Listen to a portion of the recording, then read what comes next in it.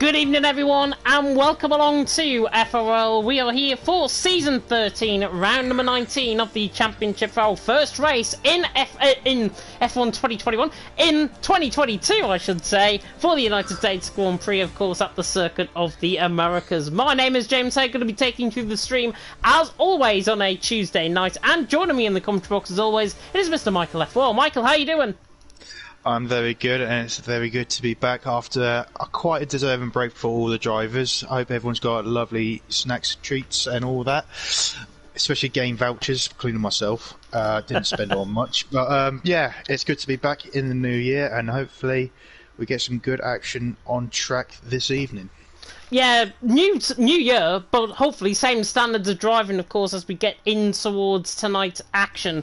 And obviously you might have heard the news in the last 24 hours or so about Mr. Mads Anderson, NSX Mads. We'll cut on to a tribute in just a second. We are still getting things prepared, though, in terms of 18 drivers being here within the lobby. What I will do is the necessities, though. First, I will run you through the standings when I should be prepared. I'm not, so I need to get them up. And it will be great if my iPad starts working with me. But sadly, it doesn't. So give me a second. The good old technical difficulties. It's a new year, but still the same old technical difficulties for my end in the Discord server. Give me a second. I will run you through the standings eventually. I know it is quite tight at the top, though, still between Baraka and Jensen. My standings really do not seem to be loading at all, so I'll run you through them if I can. Hopefully, I'm going to be getting there soon. Jensen leads the way, 259 points. Finally got there. He won, of course, in France, a race which I didn't cover, of course, because I was away. Baraka in second on 242 points. So, 17 points going into tonight. Championship, of course, cannot be won, so that means all to play for in terms of the top spot of the podium. Lou there in third on 157. Yona, name change on his end. He's now part of QRT. He's in fourth on 113. Macho in fifth, now known as QVR Christmas. He's in fifth on 112. Nathan in 6th on 110, still the same relentless Nathan. Zero in 7th on 108. Rocco in 8th on 87. Med TC, that was Hammerlion back in the day, on 72 points in 9th. And Kazizzle ran for the top 10 on 69 points. And obviously, Michael, looking at those standings, Jensen still holding that command advantage, and you would imagine, looking at his recent form, that he is better than Baraka at this stage in the season. Well, if I can remember correctly, I think Jensen was leading the way, but Baraka was behind him on track, but he had a disconnection issue with literally 2 laps to go. So that's why he lost quite a lot of ground, probably in the standings. Or Baraka was ahead by a lot. But either way, Baraka lost out massively, lost him out in France. So he's looking to bounce back and redeem his top spot in the championship, and that's by beating Jensen this evening. Yeah, definitely so. And I mean, Baraka's form, just to put it into perspective, Jensen has finished second, and first in the last 3 races. Baraka 6th, 7th, and 10th. 10th place, I was actually watching that French race. And Baraka spun, I think, with only 2 laps to go. We picked up the fastest lap point, luckily, but still finished 10th position in the end. So the advantage is with Jensen, of course, overhauling that advantage that Baraka had, of course, going into the last race in France. That was before, of course, the new year. Looking at the constructor standings as well, Alfa Romeo running away with it, 391 points. I don't think they're mathematically possible in terms of winning the championship here tonight, but they've got a very good chance of doing it in the next couple of weeks. AlphaTauri in second on 279, Red Bull in third on 257, McLaren in fourth on 192, Mercedes in fifth on 176, Alpine sixth on 148, Haas in seventh on 126, Aston Martin 8th on 107, Williams in 9th on 103, and Ferrari in 10th on 49 points. Looks like we've got a full grid. It looks like the drivers might be getting ready to go very soon. But just quickly, Michael, obviously Alfa Romeo leading the way on AlphaTauri. How do you expect it to come here tonight? I do think it's quite going to be a similar result, because with the Macho, which is now Christmas, it's going to be weird to say that, you know, Christmas overtakes Kazizzle. But yeah, I think it's going to be a relatively same result. They'll probably get top 5, the Alfa Romeos, with Baraka in between them. Baraka, because he has been pretty much a one-man driver for the team this season, because he hasn't really had a teammate to support him. So, yeah, unfortunately, he might not get it this year, but drivers is definitely on the cards for him. Yeah, driver's standings, I think, definitely going to be Baraka's focus. But of course, we go into tonight. The 30-second countdown is now completed. And we will now move on to the touching subject, really, that has occurred in the last 24 hours. And of course, that is the sad passing of Mr. Mads Anderson, known as NSX Mads to many. And Mads, for me, was one of the originals of FRL, who helped develop the league alongside a number of other members to become the league that we all know, love, and participate in today. Mads started off his career in FRL F3 on F1 2017, one of my first commentaries on FRL, and I had the privilege of commentating on his first ever race. Fast forwarding over a career that spanned 18 total podiums, 2 race wins, and a total accumulation points of 817, Mads was a member of our community who was loved by all, whether they were his friends or foes. And on behalf of myself and all the FRL community, we do pay tribute and send our deepest and most sincere condolences to Mads' family and close friends who I know might be watching here tonight. But tonight, and for the rest of the season, we race for Mads. And with that, we'll now move on to our minute silence.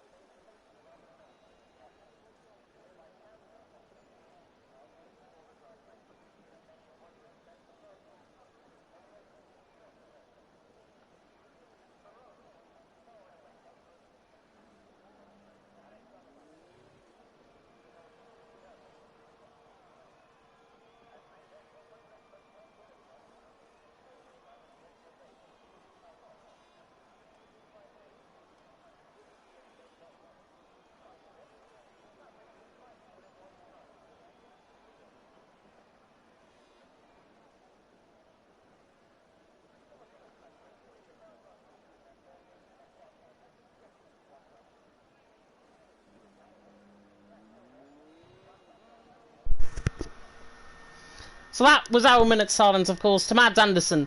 An absolute stoic tribute there. And hopefully he will be forever remembered within the FRL community. And I know he raced, of course, in Nordic e-racing as well, which was one of his lifebloods. But we have now got cars out on track. And Michael, before we get in towards this qualifying session, of course, just share your tribute to Mads. Well, I think ever since I've started myself back in 2019, Mads was one of the few people that I heard of coming into this league, and to be honest, he has been a fair gent and gives everyone the opportunity to have their say. To the guys that just want to feel comfortable in this league, and that's what he's done exactly that. And yeah, and to be honest, I haven't been in touch with Discord over the holiday, even before that, because I was just focusing on Christmas. I only just known about it inside the lot. Well, actually no, the last hour. So yeah, it was a shock to me, and he will be dearly missed to everyone in FRL. And thank you for everyone who's racing tonight to stay in the pit box, just to show the appreciation to Mads. Shows racing is not all that matters.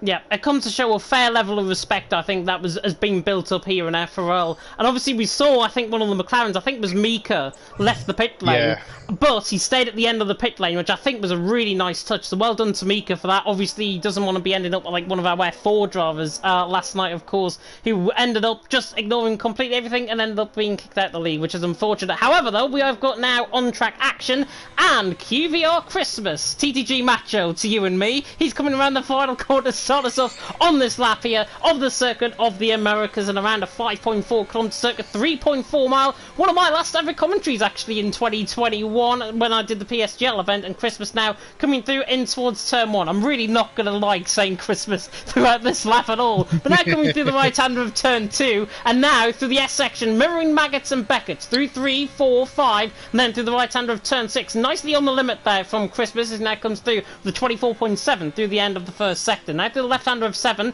then through the right-hander of 8, and then at the top of the hill through turn 9, and then down the hill we run, in towards turn number 10, and then in towards the left-hander of turn 11, which then leads, of course, on to the 1 kilometre straight, which, in my mind, mirrors a bit like Delhi. Remember Delhi back in the day in the early 2010s? I think it's a bit like that, but Christmas now coming down in towards turn number 12. It's looked a very quick and consistent lap from so far. We saw one of the Haas boys, by the way, Zero, went out on a set of Inters, and that's to try and prioritise a set of soft compounder tyre for probably in the race. Christmas won a 1.3 through the middle sector. It's actually being bettered through the middle sector by the Aston Martin in behind. I think that's of Ruti Hullett, he was in behind, but now Christmas coming through the left-hander of 16, and then in 15, I should say, and then in towards Verstappen corner, 16, 17, and then through the right-hander, of course, at turn 18, and then in toward the left-hander of turn 19, and this is where you will pick up the invalidation if you do run wide, but Chris was managing to notify that quite well, as now comes through the final couple of corners on the run to the line. That's a 1:30.8 to start off the night.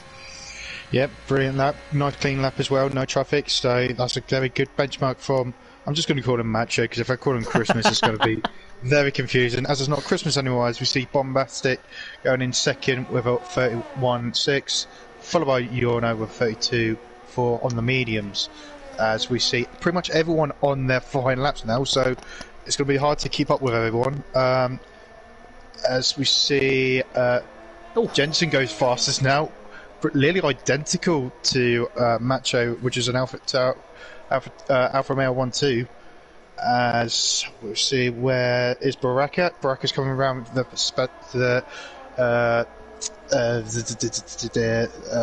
Verstappen corner, and now the second to last corner. I got there in the end, so, and he's just on the limit of those tyres, on the track limits there. And again on the exit of the last corner, he managed to keep it in, goes third. Yeah, 10th and a half off Jensen, which is not too bad at all. Jensen out on top, Christmas in second, Baraka in third. Macho, I should say, in second. Baraka there in third. Rocco there in fourth as well. Ruti Hullett, I think, brand new driver to the league, if I'm not mistaken. His first race, certainly from what I've covered, unless he's changed his name, in fifth on an Aston Martin. Ahead, of course, Med TC and Smalley in behind. But look at how close it is, actually, between Rocco and Bombastic, I should say.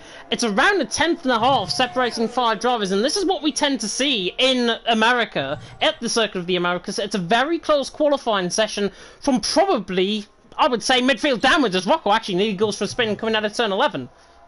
Yeah, as Davies goes fourth in that with a 31.3, right in between Rocco and Baraka. The top three are just a tenth between them, and obviously Baraka was the fastest in the last sector.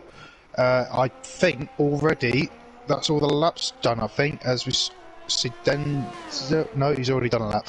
Kazizel is just coming out, I believe, or is he coming in? No, he's coming in.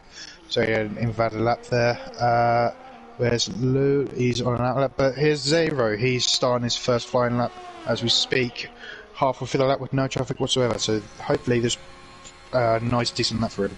Yeah, ignore the graphics, by the way, to the left-hand side. He is on a red wall tyre. That is, of course, a set of soft compounder tyre around here in America. 101.5 through the middle sector from Zero. Looking around about Baraka Davies sort of area, I think, is where I would be aiming at. Of course, the Finn has had his fair share of bad luck in recent weeks, in 2021, of course. But 2022, new year, new Zero, perhaps, has now come through 16, 17, and then through the right-hander of 18, with the sun glinting in the eye to the left-hand side, as now Zero comes through the left-hander of turn 19, and then in towards the final couple of corners, through the final corner here at turn 20. Jensen out on top, Crispin second, Baraka in third. I think Zero's going to neatly slot in between them both, but I'm wrong, because he goes fifth with a 131.3. Good lap nonetheless, though, by the Finn. Outlaps as well from Nathan and Lou. I think everyone has actually done on their first lap. So Jensen out on top, Crispin second, Baraka in third. But looks like now everyone now begins to prep for their second flying lap.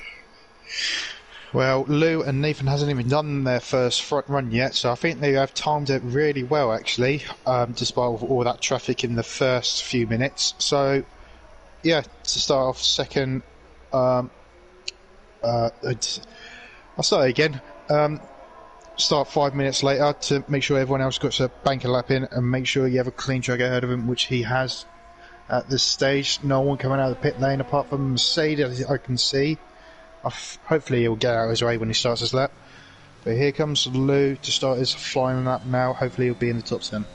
Yeah, hopefully so. Let's run on board with him then as he comes up the hill in towards turn 1. There is an elevation change of around 80 metres as we come up in towards turn 1. Jensen just off the left-hand side, actually, just getting out the way. I think it was Jensen anyways. It wasn't, actually. It was the IFR Denzo, so I'm totally... I need my eyes tested, honestly. Luke coming through 3, through the right-hander of 4, 5, and then through the right-hander of turn 6. Not looked too bad, actually, through the first series of corners. And it's 24.7, I think...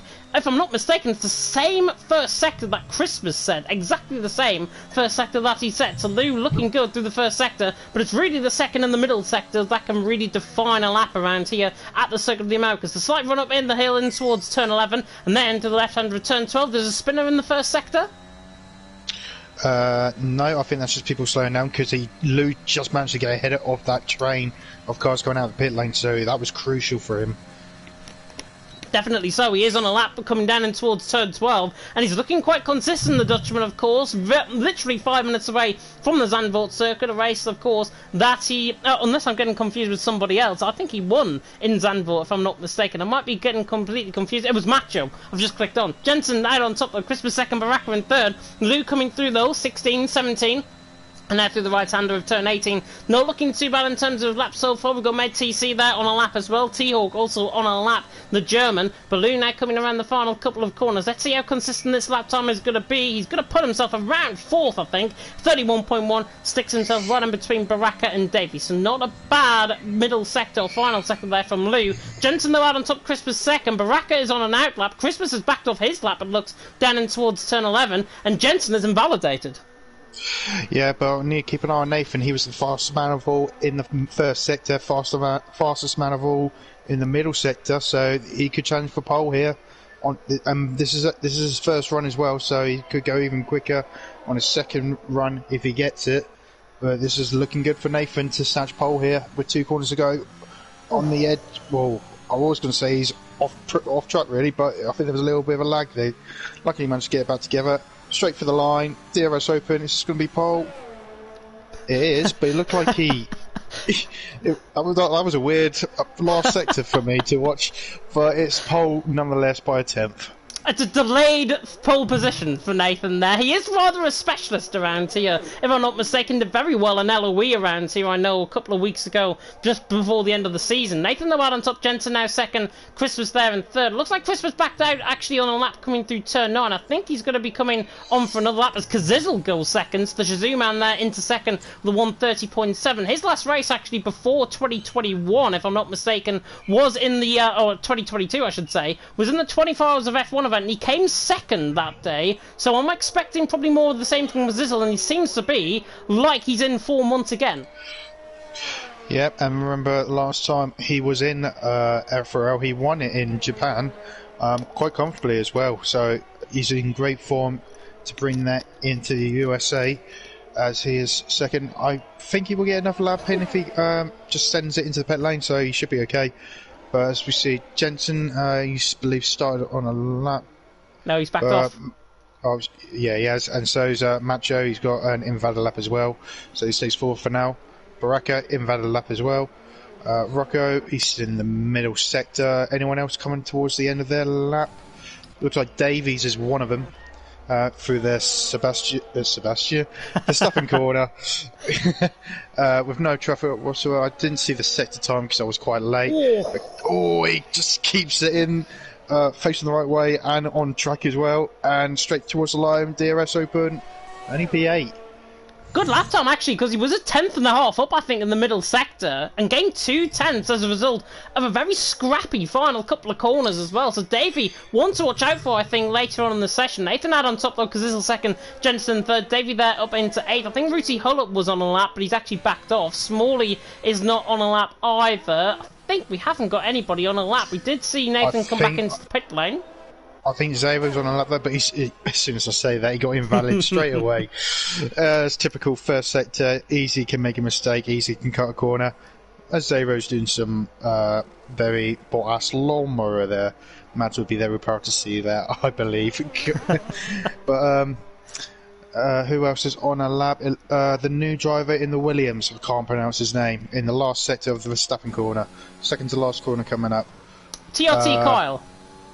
Kyle. I'll call him Kyle from now on. He's into the pit As I lane say, anyways. he's in the pit lane, so that was a waste of my time right there. But we see two drivers haven't even set a lap time yet, unless they have got a quali ban. I'm not too sure. Harmon... Baraka's coming along in the last sector, in the Verstappen corner also. Again, I didn't see the split time. He's backed off, I think. Yeah. He's coming in the pit. I'm probably not going to commentate on anyone because it seems like they're all coming into the pit lane. Davey, go on. I'm honestly not surprised that they're coming back into the pit lane, to be honest, because there is a limited time remaining in this lap. I mean, there's 4 minutes left to go. Nathan out on top, Kazil second, Jensen in third. I think everyone wants to try and get 2 laps in. Nathan is actually the first man out on track in terms of these 2 laps, and Nathan, I think, is probably going to try and get that clear air. Clear air around this track is so absolute crucial, but I'm really shocked that we haven't seen Jensen and Christmas.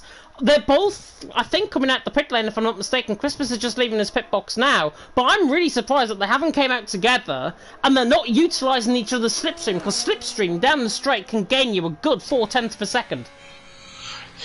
Yeah, especially around here. It's pretty much Silverstone on the other side of the world, isn't it? Because it's very fast, sweeping corners.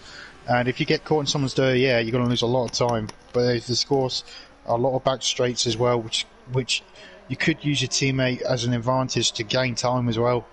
But yeah, like you said, they're not in sync. They're not on the same part of the racetrack, so that could cost them.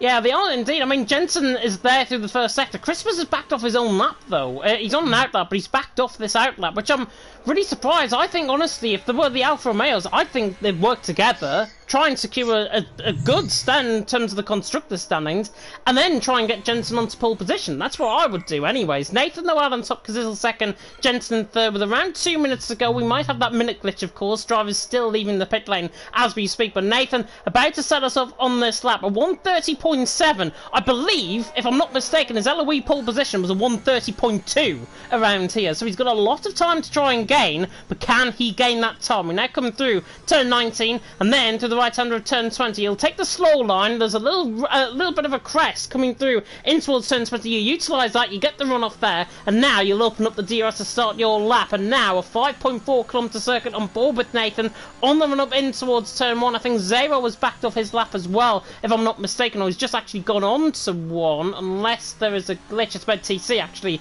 in the pit lane. Zero did back off his lap though, but Nathan coming through turn 2, and then through the left-hander of 3, through the S section now of 4, 5, and then through the right-hander of turn 6, looking very neat through there is Nathan. 24.6, a hundredth up actually in the first sector. Zero's backed off his lap and is retired into the pit lane, so Nathan now coming through turn 9 and in towards turn 10. He might lag as we go on board with this lap, but I tell you what, he's looking very, very clean. And look, he's got his teammates ahead. It's exactly what he wanted, because this will actually go for a spin to the left-hand side of him, and in fact they're in different cars, because this could have gave Nathan a bit of slipstream there, but he spun, he overheated the rear tyres there, and that is why he ended up off the left-hand side. Nathan, though, down in towards turn 12, through the left-hander, and this is looking quick. This lap is looking quick, and he's actually down in the middle sector on his own lap, because Izzle will be looking probably at the stream and thinking, you know what, Nathan, make another mistake, try and get an invalidation coming through the final couple of corners. But now Nathan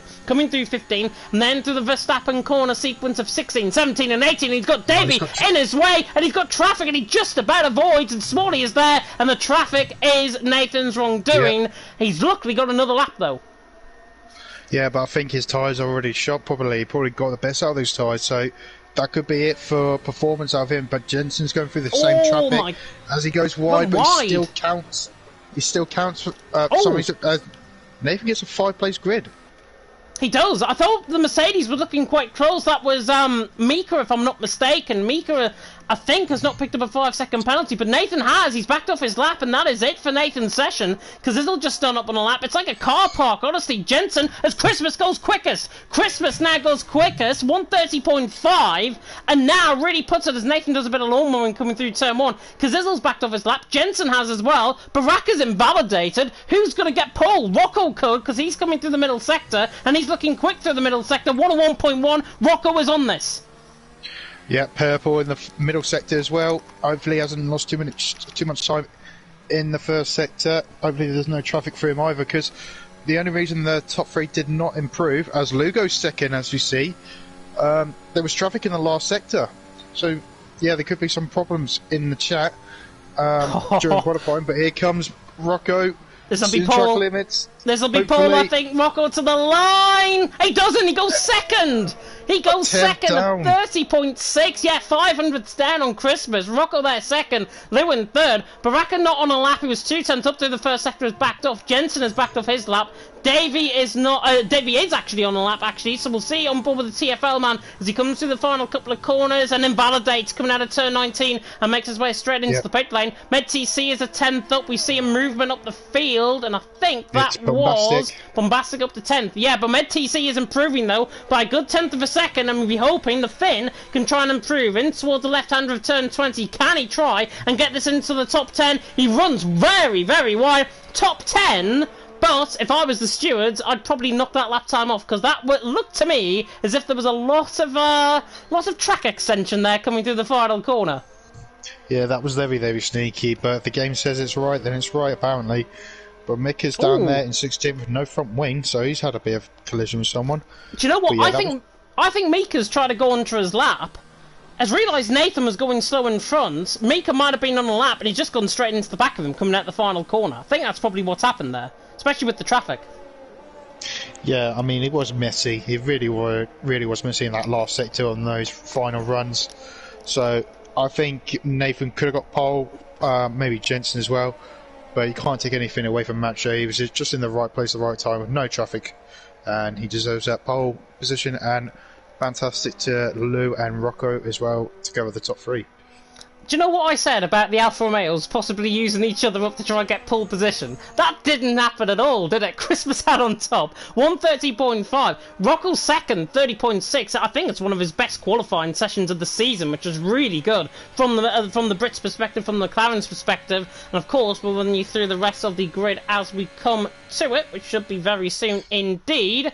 And it is Christmas out on top. He is not Danish, by the way. That is, of course, a tribute to Mr. Mads Andersen. Of course, he was our Dane. Only 26 years of age as well was our Mads. But Christmas out on top. Rocco there in second. Lou in third. Nathan in fourth. However, he won't be there. He'll be starting in ninth with Kazizel, Yona, Jensen, Baraka and Davey jumping above him. Nathan will drop down into ninth. So it'll be Kazizel fourth, Yona fifth, Jensen sixth, Baraka seventh, Davey in eighth. And then Nathan in ninth. Jensen and Baraka together, by the way. That'll be interesting. MedTC in 10th, Bombastic in 11th, Ruti Huller in 12th, Smalley in 13th, Kai at 14th, Zavo in 15th, Mika in 16th, Katzen, otherwise known as CLT Carl in 17th, T-Ork in 18th, Denzo in 19th, and Harmon rounding off the 20 drivers didn't get a lap time set in. But Christmas though out on top, Rocco in second. I think we're honestly set up for a very, very decent race here at the Circuit of the Americas. Yeah, I mean, like I said, there was traffic in that last sector, so hopefully, well, I presume Nathan and Jensen are going to be maybe aggressive off the start. Probably Nathan will, because he's got nothing to lose. Jensen will have everything to lose if he puts his nose in the wrong place, because obviously he's got a championship to win against Baraka. But Baraka didn't qualify that well. Did he qualify out of the top 5? He qualified, I think, behind Jensen. I think that's in 6th position, if I'm not mistaken. We'll have a look at the rechanged order. I know Nathan's down in 9th, and Baraka was 7th, I think, so it would be 6th position that Baraka's in. But Jensen and Baraka, though, starting beside each other, on the same row of the grid, could we get a bit of Hamilton-Verstappen vibes? Coming towards the end of the season, you could do. I mean, you know what? Obviously, we know what Jensen was like when he lost the championship lead by quite a lot of points, so he's determined to get this one in the bag if he can. But I believe Baraka will be no different, because Jensen has been the man to beat, and obviously he wants to be the man that can finally beat him.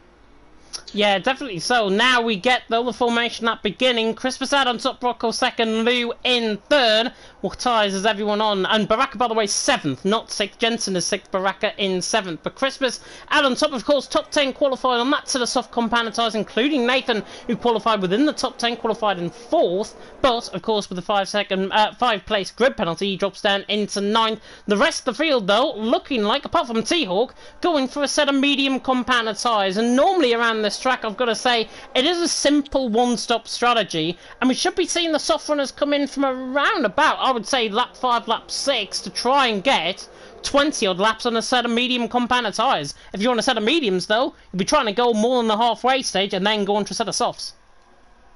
Yeah, I think it's pretty much a one-stop race, especially outside the top 10. But I think for the top 10, maybe it will be aggressive two-stop. It depends where you are on the track, of course, and obviously safety car, well, fingers crossed, will come into play, because we don't like seeing a race with no safety cars because it'll be quite boring as hell. We'd like an interesting race, especially at this championship fight between the top two. I think we are seeing like a Hamilton Verstappen vibes, as you say, because obviously Jensen has been the man to beat for 2 or 3 seasons now, and I think this is Baraka's debut season, if I'm not mistaken. Yeah. So, yeah, I'm actually getting those vibes the more I think about it, to be honest. So this is quite interesting, with probably 5 races to go. Yeah, I'll correct myself on another thing, by the way. They're not starting on the same row of the grid either. Baraka is actually starting, I think it'll be on the left-hand side of the grid. Jensen will be starting on the right-hand side of the grid. So Jensen's got an advantage, I think, and everyone who are the even numbers have got an advantage because they're on the right-hand side of the grid. It is not that dirty on the right-hand side of the grid. On the left-hand side of the grid, up towards the pit wall, you've got marbles and dust to deal with. And especially, we saw in real life, the track around here obviously got degraded away with 2 years of basically not racing on it. Obviously, doesn't have that impetus here because it is the same track layout and the same gradient, basically, that everyone is going to be driving in the sim world. Yeah, and go straight into it. Who's your top 3? Top 3 for me, Kazizel for the win, in 4th, I know. Jensen 2nd, and do you know what? I'm going to go Baraka 3rd. I'm going to go for the same order, actually, but I'm going to have Macho in 3rd. Interesting indeed. The final cars are lining up on the grid, of course. We race for Mads here tonight at the United States Grand Prix. 5.4 kilometres in length, 3.7 miles, but we're about to get going here for 28 laps worth of racing. Chris was on pole, Rocco alongside him. Hopefully we're going to be getting the 5 red lights on, and they're coming up for the first time in F1 the first time in 2022. We go racing, and Christmas off to a really good start. Rocco there as well. A little bit of a glitch actually in terms of the timings off to the left-hand side, but it's actually 4 wide. Then in the background, Christmas still leads down into towards turn 1. Kazizel gets his nose in, trying to go through the middle of them. There's absolute carnage in the background. Smalley is sent round, T-Hawk is sent round, Bombastic, Nathan, all caught up in that incident. Christmas still leads coming through the S section of 3, 4, 5, and then 3, 6. Rocco there in second. More spinners as well. Med TC and Kate Catterson have been caught up in that as well. Lou right on the back of Kazizel, though. Kazizel is getting a position past Lou. Christmas still leads the way. Rocco in second, Kazizel in third. Everyone else, though, getting all sorts of carnage coming through turn 1. Yeah, I think it was Nathan. I think he did lag. Like, he went from left and then quickly went to right on my screen, and he was in the inside of turn 1, and I think he might have collected that whole bunch of the third part of the field down the back. So obviously it's got to be something with the connection issues because he is lagging a lot. But yeah, unfortunately for the guys behind him, because it was just no fault of their own. But as you see, the top 4, the top 2, slowly getting a gap. Oh no, my mistake. A bit of a lag side on my side. Either way, everyone's in a second of each other, down to 12th place, which is very close to see. As we see some movement at the bottom, Nathan getting past Hamalainen, and next up his teammate. And as he's getting pushed around, he's spun round as well. So I think it's just something to do with his connection.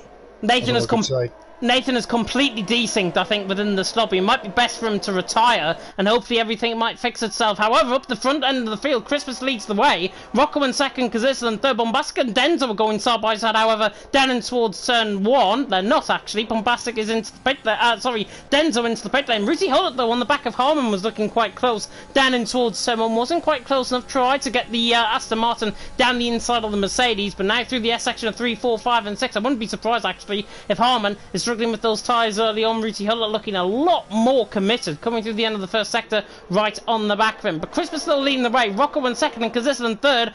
And you've got to say, Michael, Christmas has come early. Very, very, very early for Macho, because I think this could be a good sign for him, probably in the new season as well. Because I know I said it once too many times. He's been on incredible form since his win back in his home Grand Prix in the Netherlands. So, yeah, if he keeps this up, he might be a chance for the title, driver's title next season. Lovely. As we saw a move, who made the move there? Was it Jensen? Rooty Hollett through and he's into 10th position. Lovely move down the inside and towards turn 12. Of course, no DRS this lap around. Predicted pit stop strategy coming up, by the way, for the AWS graphics as Rooty nearly goes for a bit of a spin. Lap 9 to 12, lap 12 to 21 it says on those graphics. Of course, the AWS graphics, never trust them on this game. Chris was still leading the way. Rocco there in second. Kazizel there in third. And Kazizel just applying no pressure really to the back of Rocco at this stage. Rocco has got about 15% less ERS compared to Kazizel. And Chris was ahead, has got 56% of ERS coming down in towards turn 1, and Rocco is pretty much 40% less than what Christmas is just ahead of him. So you would imagine that Christmas has got the ERS, he's got that energy to try and use up. However though, Rocco looks on it tonight, I've got to be honest. He's 5/10 away from Christmas. There's a spinner coming through the sector 3, and I think there's been a collision with Kyra and Denzo, if I'm not mistaken. Both of them either solo spinning themselves or there's been a bit of a crash, but yeah. Kyra now right down the back. Nathan is back into the pit lane. Christmas still leading. Rocco, though, I've got to say, looks on it tonight. Yeah, but he needs to keep an eye on his battery, though, which is crucial. He's in that DRS zone, which I think that was his game plan. But if we look at his teammate, though, on the mediums, the highest medium runner in 9th place, he's also in this train as well, if DRS actually has got DRS as well. As you see, Denzel retires unless it's a session. But yeah, I think Mika could be a dark horse in this race, because everyone from this point upwards to first place are all in a DRS train. And if it's going to be maybe a 2-stop, maybe a very possible long stint on these soft tyres, Mika could be in here for the chance for the win here. Same with the Aston Martin driver behind. Yeah, definitely so. And I mean, Mika is, what, 1.2 seconds? Yeah, he's losing a little bit of time on that set of mediums, but those mediums are going to get better as this race will develop. Christmas made a mistake coming through turn 15, by the way, and Rocco was right on the back of him, around 2/10 away. Christmas, though, leading the way on towards lap 4. I can't believe it's only lap 4, by the way. Christmas leads the way. Rocco there in second, Kazizel in third, Lou in fourth, Yona in fifth. They're looking quite strong, the Red Bull pairing. Yona looks like he's trying to pull out the slipstream on Lou down in towards turn 1. Did see a really good move, by the way, here in the PSGL event. Zabo was going to try and mirror this, actually, down in towards turn 1. He will get the move done on Harman, and Harman will try and get the switch back underneath. He'll be hung out to dry, though. He's on the outside line, and the camber will follow. And Harman, he's not going to go side by side through here, is he? Oh, Zabo just cuts in front of him and stays in 11th position. But Harman there in 12th, just struggling. Maybe a little bit of damage after being picked up in that little bit of a collision with obviously Nathan. That carnage that all unfolded on turn 1. Rocco looks a little bit closer this time around to Christmas, but I think Christmas, what he's trying to do is obviously back Rocco up into Kazizel and then get Kazizel to use up a bit of his battery, and that's exactly what he's doing now. I think so, yeah. I mean, well, everyone is literally in this DRS train all the way down to P10. Actually, no, P8, sorry, because Mickey has dropped out of that DRS. But these guys are getting very, very close together, and obviously if they get close together, they are going to start battling and holding each other up. So, I don't know who's going to come out on top of the first stint, I've got to be honest. Yeah, Jensen was looking quite close to the back of Baraka as well. And speaking of looking at the back, Davey right on the back of Jensen. Jensen just got caught wide coming out of turn 15, the right-hander. And he looked, the left-hander I should say, but he looked like he really struggled through there. And Davey now in that slipstream is not really following through. The car's still not coming into the pit lane just yet. It'll still be a little while. Nathan, by the way, is through on Med TC, formerly known, of course, as Hammerline, and he is through now. He's into 16th position. But Christmas leads away onto lap 5. Rocco there in second, Kazizel in third. And I think Rocco's intentions are clear at this stage. Wait behind Christmas, trying to apply a bit of pressure late on. If it's anything like the PSGL event, we won't probably see a move for the lead until lap 26. Yeah, but I don't even know how you would play this, because there's so many cars to look out for in this train alone, because who's going to blink first for the pit stop and who's going to stay out the longest to reduce the damage towards the end of the race. I don't know who to look at really, because they're all really close together. But now we're seeing Macho start to open a little gap now. Lily is second off Rocco now, after Rocco is using his energy quite a lot actually. But the Red Bull pairing look even closer. I think we could see a change of hand with the Red Bull guys, as we see now. Yep, Yona to the inside line on Lou, trying to get the inside in towards turn 12. I think it's going to be a simple pass, to be honest. Lou is still going to try and hang there, Yona, and it's still side by side, actually, between the Red Bull pairing, and Lou dives it back down the inside line. No team orders here for Red Bull, and Lou's back through and he's into P4. Nice work between them both, but they don't want to be doing that. They're both teammates. They're probably both in the same party as well. They've got to work together at this point, because I think, honestly, if Lou freed up Yona, and Yona's then got onto the back of Kazizel, Yona, I think, is the quickest in this train so far. He's looking very quick through the middle sector especially, but now, because Lou has just dropped him by about 0.5 of a second, and they're getting left behind actually with Kazizel just dropping off the back of Rocco, that's all going to Constantino up before the pit stops, and it's going to be the pit stops that I think is really going to sort this field out. Yeah, like I said before, when you start battling in this train, you're just going to lose more time to the guy ahead, like we almost just saw there with the Red Bull guys, which is just going to benefit the medium runners even more, because I think they're quite happy where they are, the medium runners. Just seeing these guys, I say they just see these guys, he's 3 seconds off now, the top 8 of Davies. But yeah, they're all still, I'm quite amazed how close these top 8 are, literally still in a second of each other. Who's going to blink first? Who is going to blink first? And I think, honestly, they're going to be forced, really, into the pit stop sooner rather than later. I'm right on board with Jensen. He looks like he's got front left wear on that tyre. But what I'm on board with is I think he's going to try and go for the move on Baraka here. He's going to try and get the slipstream out. Down the inside goes Jensen on Baraka. He absolutely sends it. Can he get the car stopped? He can't. Baraka falls out wide and Baraka hangs on to the position. Jensen tried as he must, but I think there was absolutely no chance of trying to get that move done. And I think even Max Verstappen himself wouldn't have tried that. And Jensen trying to force Baraka's arm first, really, in trying to make a mistake. He nearly did. Baraka ran wide, but Jensen, I think, forced himself more into a mistake than what Baraka did. Yeah, it was ambitious from Jensen. I don't think I blame him for the move, to be fair. He needs to try to make something, because obviously he is his main target for this race. And obviously Baraka, Jensen is his target for this race. So I think they're not going to focus about Here they come again. Strategy. Jensen's going to try and send it all the way around the outside of turn 1. This will be brilliant if he pulls this off. But Baraka, on the outside line, is going to be hung out to dry. They're going to go side by side into the S section. And I think Jensen, rightfully so, backs out of that. Baraka stays in 6, Jensen in 7. It just comes to show, though, these two are absolutely on it in terms of the pace. They're very similar. But what is happening, Baraka is getting dropped off by the back of Yona, and it looks like we're going to get a 5-car train for the lead. Yeah, but I think he's still holding on. I think Yono's backed off a little bit to give him the DRS, and I think he has done quite brilliantly. So, as Jensen has gone down the inside of Baraka Lely, hitting the back wing of Baraka, but I think he's going to get this move done. Actually, halfway down the straight, here he goes. And look at Davey in behind. I'm on board with Davey in behind as well, and he's going to look for the move on Baraka as well. He goes to the outside line. Baraka, though, is still there on the inside line, in towards 12, forced him out wide, and now Davey's going to try and make it 3 wide and loop around the outside of them both, and he's going to try now cut down the inside line of them both. He'll get one. Will he get the other? Baraka is ahead, though. Jensen on the inside line. Davey's trying to fend this all the way around the outside. What a move that is! TFL Davey doesn't care if you're a champion or not in FRL. He is Slooney's into 7th position on his debut, I may add, as well. And Davey is Slooney's into 7th. What a phenomenal move that was. Amazing move. He timed that so right. And the one thing you don't want to get involved with these two, especially when they got a championship.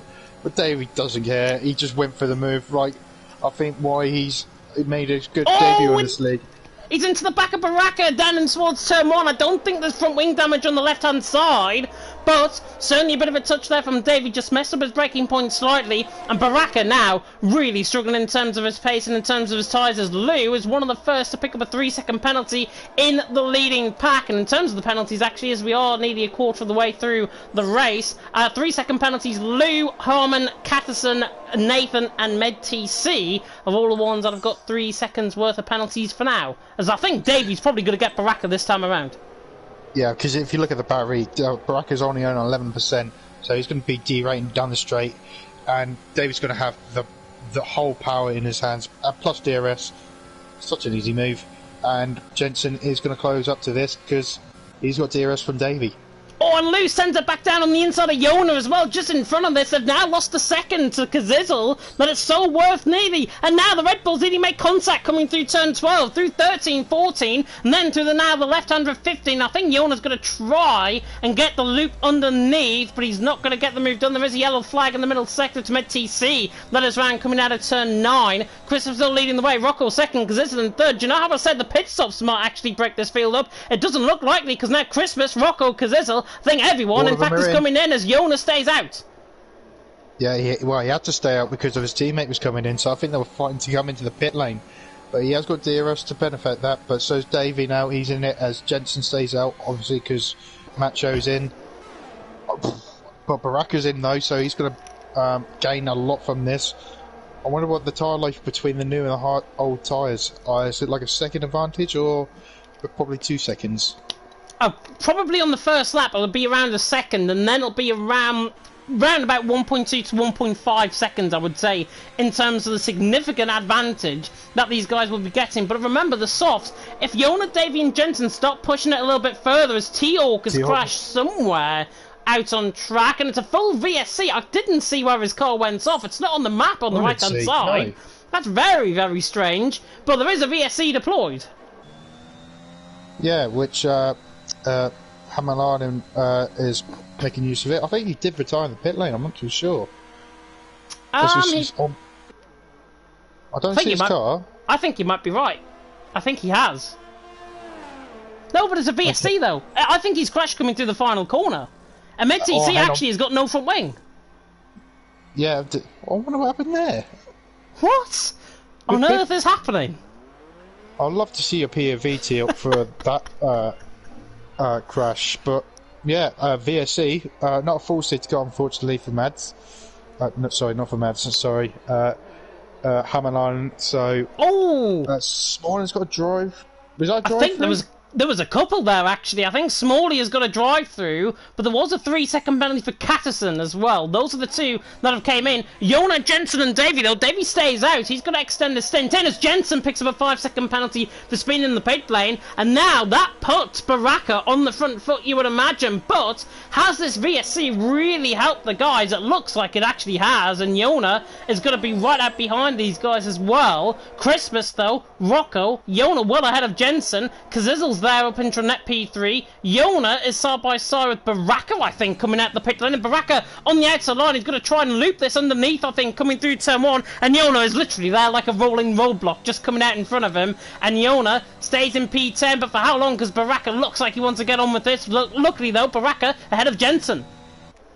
Yeah, and Yona just come out on those cold tyres. Baraka's got those tyres up to temperature, and Yona has not got DRS. I do not think, only a second shy off the 3/10 off the DRS, so Baraka might get the move here on Yona, but we will see as Jensen, he's right behind Baraka now. Didn't lose too much time then on that pit stop advantage, so he managed to hang on to Baraka, but it looks like there's a little train now between the Red Bull guys, Baraka and Jensen. I think Lou actually might have backed off sort of half throttle down the straight there. Yona's now back within the DRS. And I was just watching that and thinking, Yona didn't have DRS then. He was catching a good 3/10 on the back of Lou. So, is the advantage really with Yona compared to Lou in terms of the Red Bull gang? And is Lou letting Yona get his DRS? It's going to be so minute, but it's a second now. Dead on the second, the gap. Watch it coming through the final corner. And Yona is within a second again. So there you go, he's got the DRS. And I think they're playing a really fine game. Yona actually hasn't got the DRS, in fact, because the DRS detection point is before then. But Lou, in P9, I think he's just letting Yona possibly catch back up, try and pull away from Baraka. Red Bulls, I think, have got some form of tactic here. Yeah, but when you... Again, we're back to the first 3 laps. When you think you will swap the Red Bull drivers around, because Lee doesn't want Yona to be ahead of him, but somehow he's helping him to get the DRS. So I'm a bit confused by the team tactics there at Red Bull. I don't know if it's going to cost them later around the race, but they need to figure out what they're doing and figure out what they're doing very quickly. Yeah, definitely. So I think Yona, though, was probably going to go for the move this lap around on Lou. If there's any sort of chance to try and go for the move, now would be the time. Use up the ERS, use up the DRS, and try and go for the move. But knowing these guys, they don't want to go for the move. Actually, no, Yona does go for the move. Down the inside line, in towards turn 12, and he gets the car stopped. And Jensen looked at the back of Baraka as Smalley is retired into the pit lane, so he speeds into the pit lane. I think we saw Nathan go for a spin as well, coming through turn 1 last lap around. And speaking of spins, actually Harmon has gone for a spin nearly, and Christmas and Rocco are now ahead of him. So Harmon clearly struggling with, I would believe, it's floor damage. Possibly, but Dave is now into the pits now from P1. He was battling with Jensen and Baraka, got ahead of those two before the pit stops. He probably will be behind them now, being outside in the lead for about 3 laps, so he's going to lose a lot of time now, as indeed he does. Just coming out of the pit lane as everyone else is going up to turn 1. I see Jensen and Baraka side by side in turn 1. Jensen on the outside again. Just a mirror copy from a few laps ago, but this time Jensen thinks better off it, and they live for another lap at least. But they have lost time to the Red Bull guys now, as I think it's Jensen's plan now to get him out of DRS. But I don't know if it's like a realistic helping other teams now, you know, with the brother and sisterhood of AlphaTauri and Red Bull. I think maybe they're playing that sort of game, but I'm not too sure. But it looks like it's helping Baraka just slightly. Yeah, I mean, Jensen on the back, he's got slightly fresher tyres, remember, compared to Baraka and Lou ahead.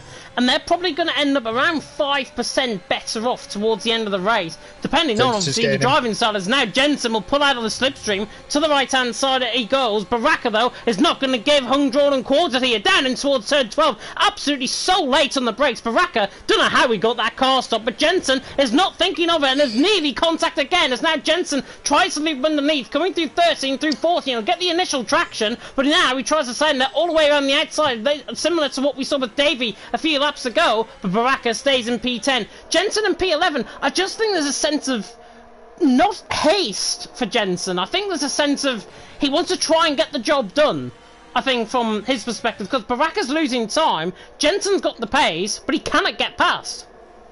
Well, it's because he's got in that DRS train, Baraka, but now I think he's out of that DRS now, and I think he could, well, we'll see in the first sector if he's going to be out of that 1 second, but I think that's what he's trying to do, Jensen, so he can get that move done quick and easy on that back straight, because now I think he now realised Davies is now back behind them with those fresher tyres. Goodness me, Zoe to cut in. Zero was made a mistake coming through the S section of 3 and 4. He rejoined just in front of Rocco, and Rocco's not going to take too kindly to that because he loops into the inside line now through 10, now into the left-hander of 11. There is a yellow flag. It's Nathan, I think, again, through the final sector, and Rocco just sends it down the inside line. He says, you know what, Zero, get out of the way. Goodness me, Rocco through and he's into P4. Now Ruti Hullett going for the race lead on the back of Mika, the actual race lead, and he's through the Dutchman on his fellow countryman, and he's through and he's into lead. He's shown a lot of good pace, I think.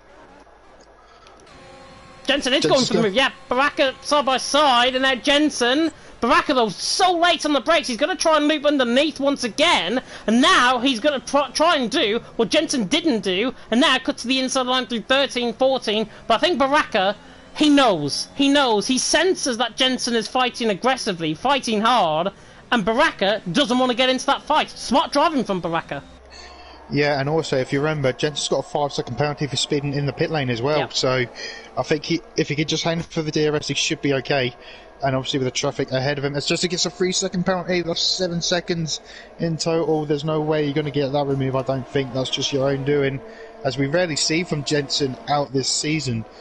And to be honest, I think this is the first time we actually seen them quite aggressive to each other throughout the season as well, which is what we want to see. As David gets past the Mercedes, I think he's yet to have a stop. So yeah, I think Dave is going to be on the charge and be on the back of these guys, probably in the next DRS zone as well. But he's drained a lot of his battery though, just to try and close up. As we see, is there any other battles? No, there's a couple of 3 seconds going off, which I'm quite surprised. Yeah, I think it's all settling down out of the whole pack, and I think it's just Jensen and Baraka that's very close to each other.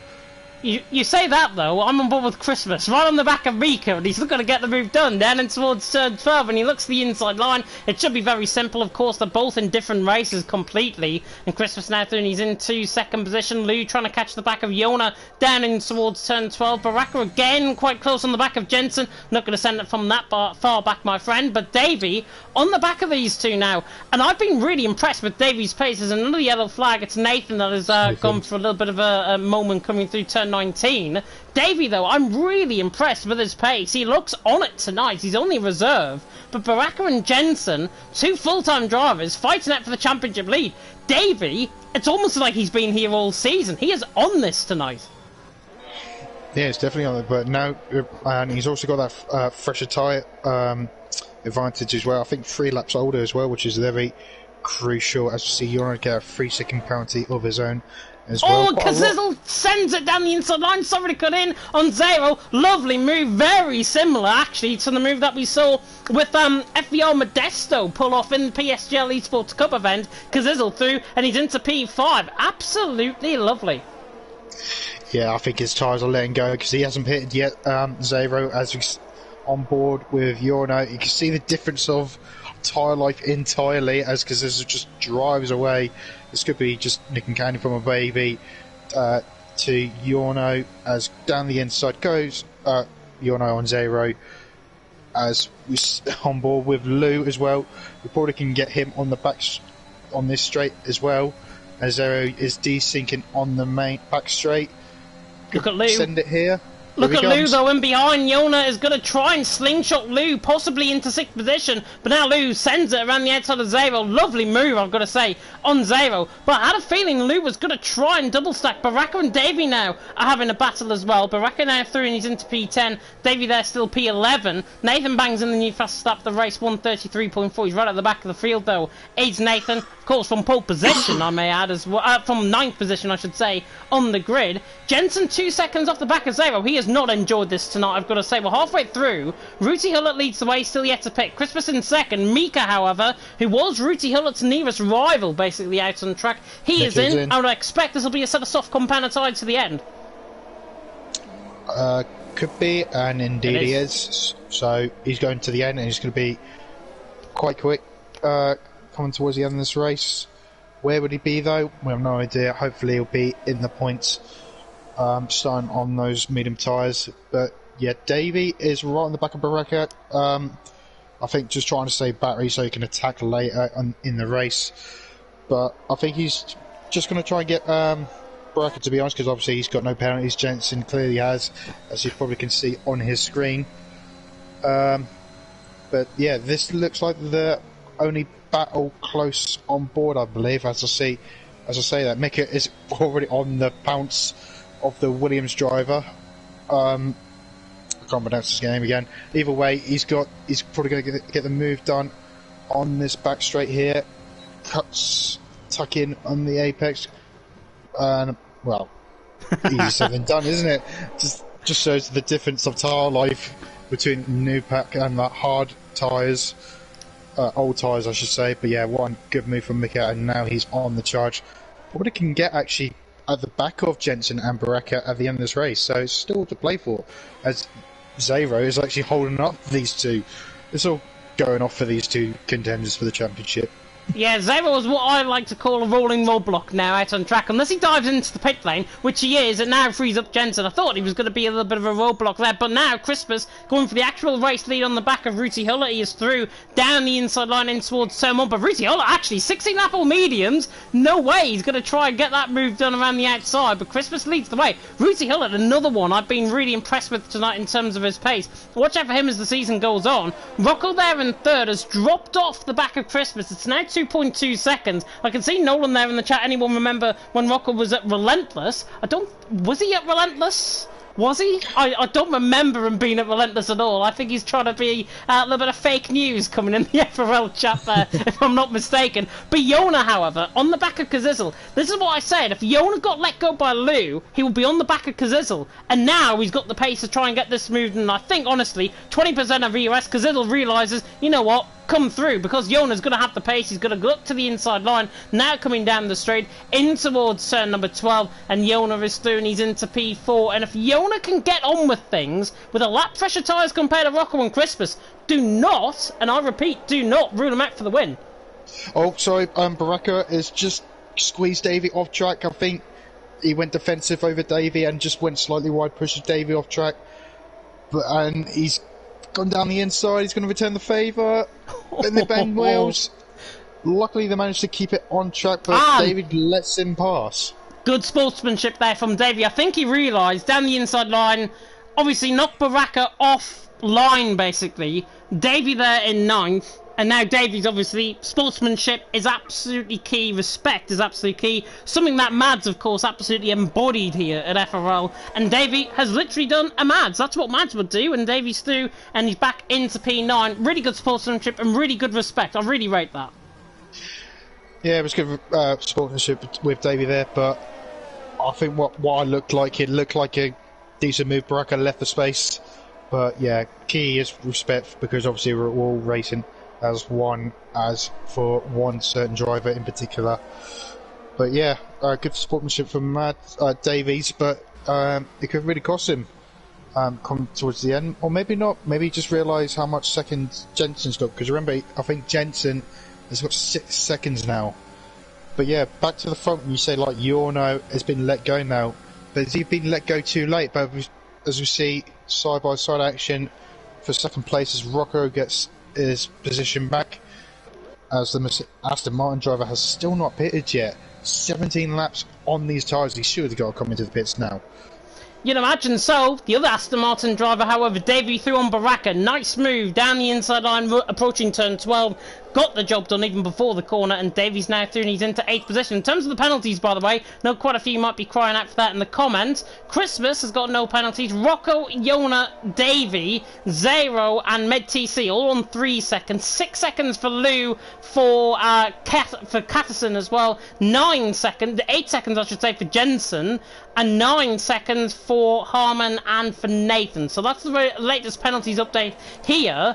Davey, though, under pressure from Baraka once again. 6 cents of a second as they come up in towards turn 1. But Davey, I think, now has really shot the bullet. He's going to try and pull away now from Baraka. He's looked like he's been on the pace. And now this will be the ultimate test. Can he now bridge the gap to Jensen? Jensen, of course, 8 seconds. Davey's only on 3. So Davey has got really nothing to lose in terms of this battle. But perhaps a lot to gain. Maybe even in terms of a full-time seat. There's the yellow flag. And was that Christmas that had spun? No, Nathan. Sorry, it was Nathan getting lapped. Well, good thing no one has lost control up front. But yeah, no penalties. As Jona nearly did, Jona nearly did, coming out of turn 11, because there's a lot on the back of him. I don't think he's going to be close enough there. You can carry on. I lost my words really, but yeah, Christmas, as aka Macho, has not got any penalties, so he's pretty much just bring the same, I believe. We're still with 9 laps to go. Anything can happen. Hopefully it'll be a safety car to spice things up, and maybe Gents will get rid of that 5 seconds at least. But yeah, don't know where else to look at really. I mean, because there's not really much battle up front in particular, apart from probably Jensen and Davies closing up on each other. To the fact, I think Jensen might let Davies go because of just penalty reasons, as long as he finishes ahead Baraka. But I don't know, we have to just wait and see, as we see yellow flags in the middle sector. Harman, as yeah, it's gone for one of the daily spins of the afternoon. Quite a few actually. Nathan has obviously gone for a spin with his disconnection issues.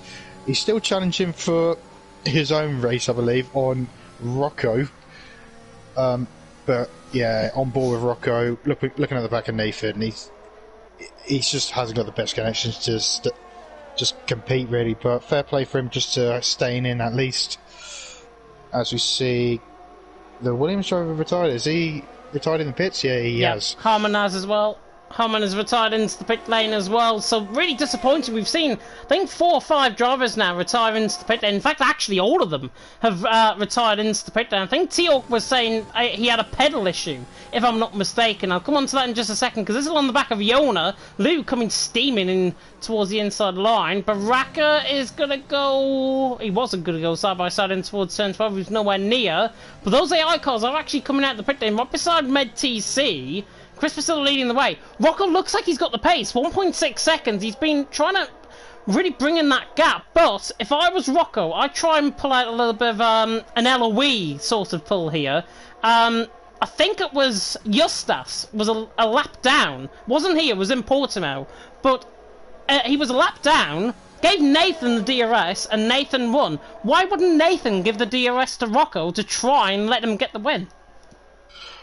I really don't know, but I think Nathan is pretty much just enjoying the race that he's been given, really, because, just to be honest, I don't even know where he is on the actual track himself, because he was lagging off the track, now he's back on the track.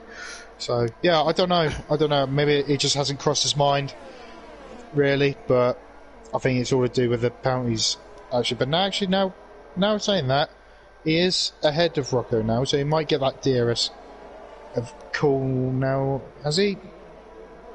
Or did he just let him through before the DRS zone? Who was that? Nathan was ahead of Rocco. Yeah, I think they are doing it now, actually. Nathan's just giving Rocco the DRS to close up to Macho, but it's a little too late, because is Macho just bringing this home, basically?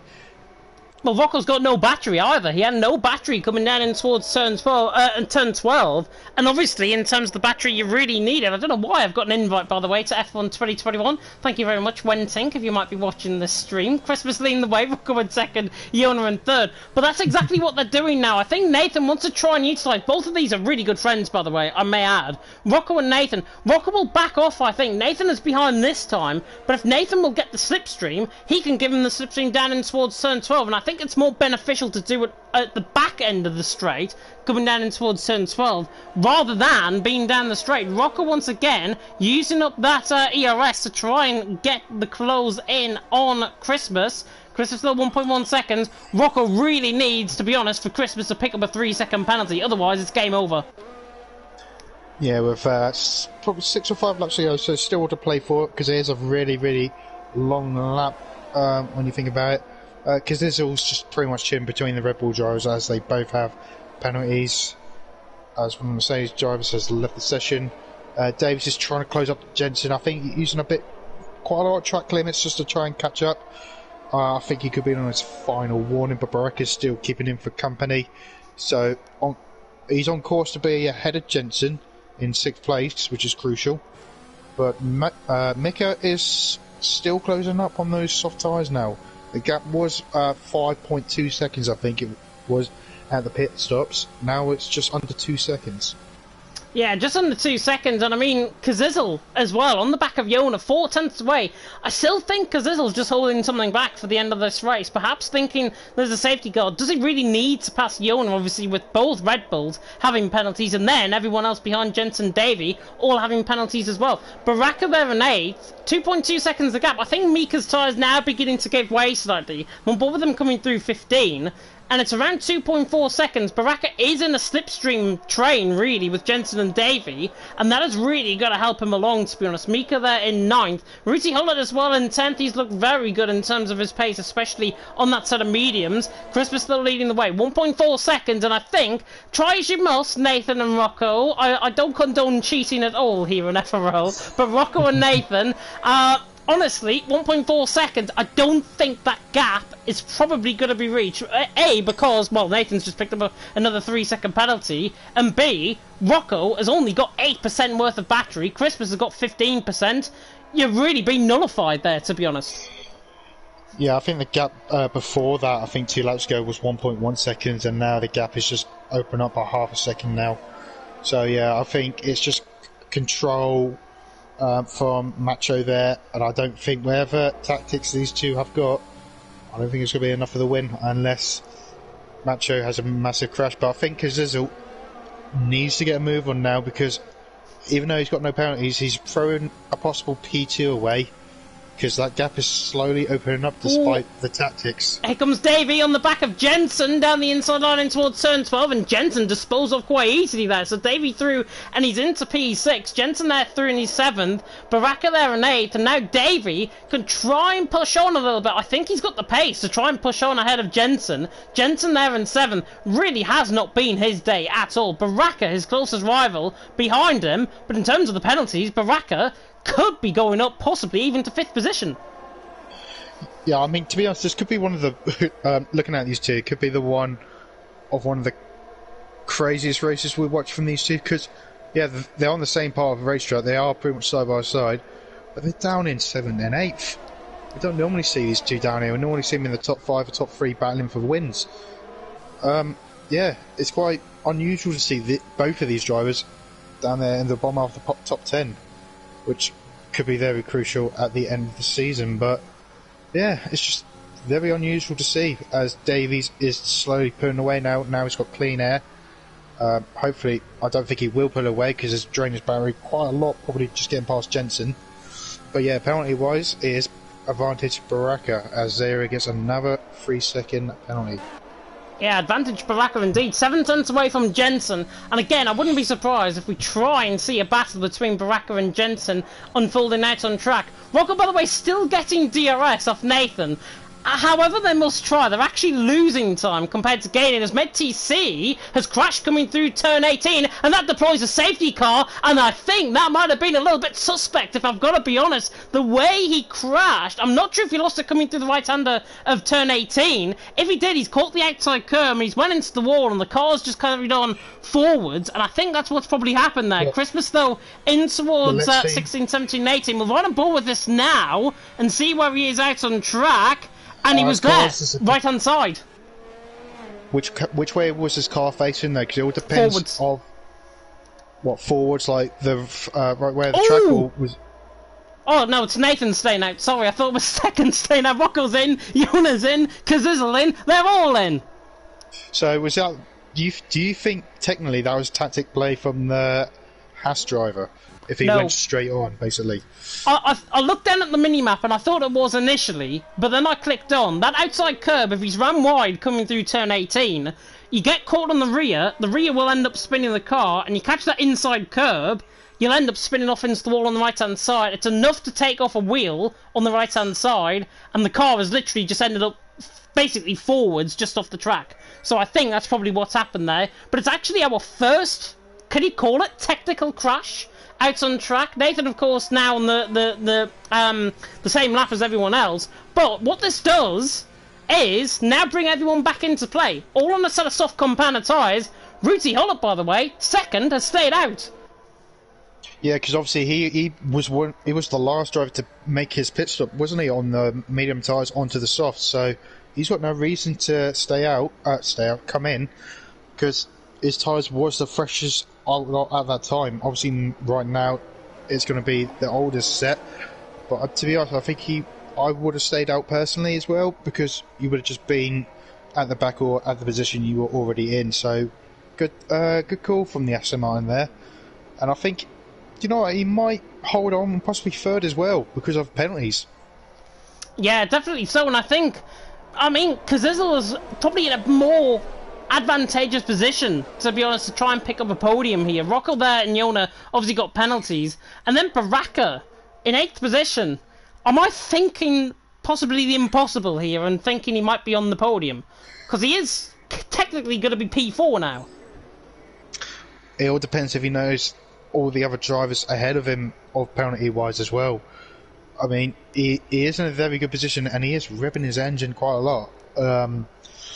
I don't think that would just damage the car, but yeah, it just puts him in a good position. As you see, Jensen, he hasn't lost too much time despite having that 5-second penalty done through. But he is carrying a 3-second penalty, but I don't think he's going to lose any position because all the drivers behind him also on penalties as well. I don't know who's going to get the podium. I think Macho has definitely got the win, because obviously he's got the Aston Martin driver in second, obviously with no penalties, but he's got those worn tyres now compared to the guys around him, so he might have this in the bag. But with the final laps now, we don't know who's going to be coming out elbows out with it's going to pretty much be like an open lobby for 5 lappers. Who's going to be that driver that just makes that move, basically, if you know what I mean? You couldn't have put it any better yourself, to be honest, because I think exactly that is what's going to happen. It's going to be like the wacky races. I think if it's going to be like lap 1, and we get a little bit of lag obviously from Nathan. Nathan's on the back of this queue basically, so we've got to wait until he joins back up. But the safety car, regardless of that, will be in this lap because it's only a minimum of 2 laps. We've got 4 racing laps ahead. Nathan is not going to be on the back of the safety car queue because he just came into the pits. I think he misjudged it, really. I think he didn't realise how much time there is, because probably on his screen it says 25 laps, because he has gone past the... Actually, now he has, but I think he only realised it too late, and I don't think he's... Actually, no, think about it, he might catch him, because in the first sector, the sector car is really slow. Middle sector, it will pick up the pace a bit, but it will slow right down again in the third sector as we go on the way, so he might catch up, but I think it'll be a little too late, especially with his connection issues. I think he will, to be honest. I think he will. Through the final sector, Christmas will obviously back up the pack. Everyone will back up themselves. And I mean, look now, he's gained a full racing speed. He's gained a good 10 seconds already, and that's just through the end of the first sector. So I think there's going to be no doubt that Nathan can get onto the back. Of course, he's got penalties along with the rest. It's only Christmas, Rudy Huller, Kazizel, and Baraka who haven't got any penalties so far in this race, which I've got to credit them because it has been a bit like a war of attrition. But with only 2 more laps to go after this one, the safety car is going to be coming in this lap. Perfect. Christmas is now the virtual Bert Marlander. He is now the virtual safety car, and he'll be hoping to try and get the speed off the line with obviously Rudy and Rocco right in behind, going to try and gnaw at the back of the Alfa Romeo just in front. But Christmas leading the way, Ruti in second. Ruti, I think, is going to be a cork in a bottle here. He's going to have absolutely no chance off this restart, and everyone is just going to swarm probably past him on this next lap around, on this next racing lap. But Christmas leading the way, Ruti in second, Rocco in third. We're about to get going. Final 2 laps of the race, live and exclusive on the FRL channel, and Christmas is about to go, I would imagine, anytime soon. He's still waiting to try and go. Nathan is on the back of this, by the way. I think down in towards turn 20 is where he's going to go. He will go now, and now Christmas says go, and Ruti has actually slept off the start, and now Rocco right on the back of him, coming around the final corner we go. 2 racing laps to go. Christmas leads the way, Ruti in second, and look at Rocco already, absolutely scything past him, down in towards turn 1. The safety car is back in, obviously, and now Ruti to the outside line. Yona tries to dive it all the way down the inside line now of Ruti, and Ruti hung out to dry slowly, and now coming around the outside of turn 3. This will be brilliant if Yona can pull it off on fresh tyres down the inside line. Absolutely brilliant by Yona. He's into P3, Ruti now down into P4, and Ruti, exactly what we had has happened, as Bombastic has gone sideways and gone spinning. I'm not sure if there was a bit of lag there with Nathan possibly, and Nathan has picked up a 3-second penalty as well, but Rudy getting absolutely swamped from left, right and centre as now Kazizel is side by side with him coming down in towards turn 12. Yeah, and Kazizel has not got any penalties, so he's in a good driving seat for P2, and he's got that move done, so I think that's what he's thinking of. But yeah, Rudy's not... He hasn't got the tyre advantage anymore, as we can clearly see that in just half a lap. We see Lou is probably going to do the same dive down the inside. He's going to make outside. No, he's going to go around the outside. Watch out for his teammate though. Dave's in the background, but I think Lou might get the move done here. Should have push him out wide slowly. Yep, good job. He's going to make down the inside though. No, he's not. But Davey is though, his teammate, and he gets the move done. Absolutely centred, and he's actually still side by side with them, coming through 16, 17 and 18, but Davey has got the car ahead. So both Aston Martins fighting out, but Ruti, honestly, has been absolutely swarmed, quite literally, by the back of the field. Baraka, by the way, is ahead of Jensen, and watch out for him, because he, I think, could end up on the podium, possibly, Baraka here. Christmas leading the way, onto the final lap we go. Rocco there in second, Yona in third. Are we going to see dive bombs further down the field? Baraka, think it's going to send it down the inside line of Ruti, actually backs off the move. Jensen, if I was Jensen, I'd be getting the move done on Mika sooner rather than later, because Baraka now is getting held up in a bit of traffic as Nathan has gone for a spin coming through turn 1. Yeah, Jensen needs to get this move done now, because obviously this is the last lap. It's the last lap of the race. He needs to get this move done to have any chance of surviving in the pit. Ooh. And we see the Aston Martin driver getting his first penalty, so that's Baraka. Maybe. I think he is on the podium. We have to wait and see when everyone crosses the line. but... Oh, Jensen! Sends it down the inside on, and Mika absolutely launched it, but he tried to get Baraka as well and all that, and now Baraka is going to filter in behind Ruti, and Ruti now is going to be under pressure from Baraka, as now Jensen is side by side with Mika, running down in towards turn 12 on the final lap of the race here in America. Baraka sends it down the inside line of the Dutchman. Can the Dutchman respond? No. Baraka through. Jensen also through on Mika, and he's through and he's into P9. He tries to actually send it around the outside line. It's going to hang him out to dry, and Mika on the inside line. There's a little bit of a touch, and Jensen sends it down the inside line of Ruti. We'll have to cut to the leader though, because Christmas is coming around the final couple of corners. It's been an absolute awesome drive from Macho, of course, but now Christmas coming around the final couple of corners. First race in QVR here in FRL. It's going to be a first win. Christmas around the corner, final corner to win. Rocco in second, Yona in third. But how's the podium going to end up? Baraka is fifth in the end. Baraka is fifth, Jensen is seventh. So Baraka fifth, Jensen in seventh. But remember, Jensen had that 5-second penalty. Obviously didn't get obviously served it in the pit lane. What could have it been if Jensen had that 5-second penalty overhanging? He would have been down in 10th. Yeah, he probably will have. Yeah, so good thing he did pit. You probably had to pit anyway because obviously everyone else is coming in. He would just have the tyre disadvantage. So yeah, I think he would take that, even though because he can see Baraka just one place, 2 places ahead of him. So I think he'd be more relieved than disappointed, if I may say. Yeah, definitely so, and I think from a championship's perspective, it really brings everything nicely. Drive of the day, water by the England fans, Ruti Guller, I think honestly may be worth it because he drove a fantastic race. I think Davey certainly gets an honourable mention, but to the top step of the podium, it is TTG Christmas, and there is the celebration, of course, remembering our fallen colleague and fallen friend here in FRL, of course, Mr. Mads Andersen, with the Danish flag, and I'm sure he is going to attribute this win to Mads, and I'm sure Mads will be looking down and thinking what a race that was. But Christmas out on top, first win under his new attire in QVR. Yeah, fantastic race from Macho, pretty much from start to finish, as I may say, with just a cruise all through race. Obviously got a little pressure from Rocco time, but apart from that, probably after the first pit stops, he was just nowhere to be seen.